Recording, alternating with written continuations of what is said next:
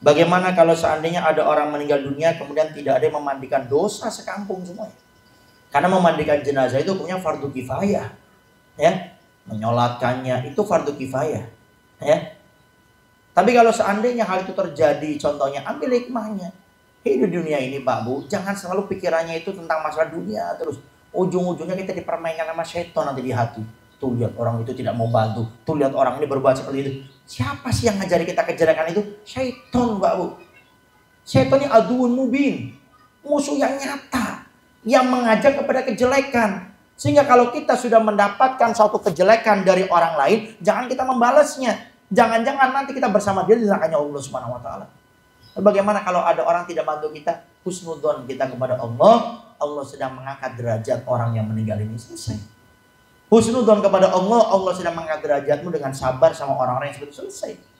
Sekarang coba pikirkan satu kebaikan. Apa faedahnya kita dendam sama orang? Satu saja kebaikannya. Urusan dunia, urusan akhirat satu aja. Tidak ada. Dendam hanya buat penyakit secara dohir.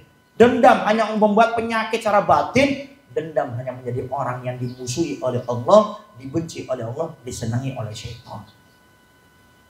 Sehingga tidak usah pedulikan seperti itu Pak Bu.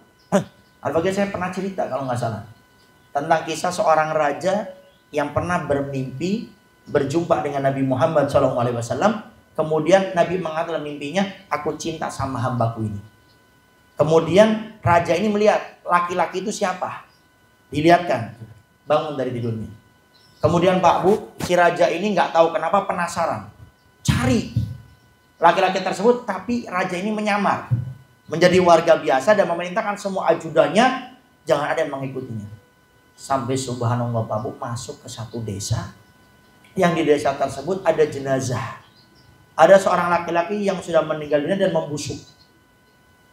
Tapi raja ini kaget karena laki-laki ini yang meninggal dunia, yang tidak ada memandikannya, yang membusuk. Dia tahu ini yang dikatakan Nabi, aku cinta sama hambaku ini. Kaget. Lewat satu orang, wahai hamba Allah, kenapa tidak ada yang memandikan? Udah, biarin. Orang ini mah gak usah dimandiin. Hidupnya setiap hari minum minuman keras. Hidupnya setiap hari mabuk, beli minuman keras. Ditinggal. Tapi tetap gak percaya Pak. Tanya lagi, maaf, keluarganya masih ada. Dia gak punya keluarga. Dia cuma punya adik tuh, adiknya rumahnya di sana. Datang. Sampai di rumahnya akhirnya ditanya, wahai hamba Allah, apa kamu adik daripada laki-laki yang meninggal itu? Iya. Kenapa tidak ada yang menguburkannya? Adik ini mengatakan, demi Allah saya bersumpah dengan nama Allah, kakakku adalah kekasihnya Allah Subhanahu wa taala. Makin bingung raja ini. Ditanya, lalu kenapa tidak ada yang memandikan jenazahnya?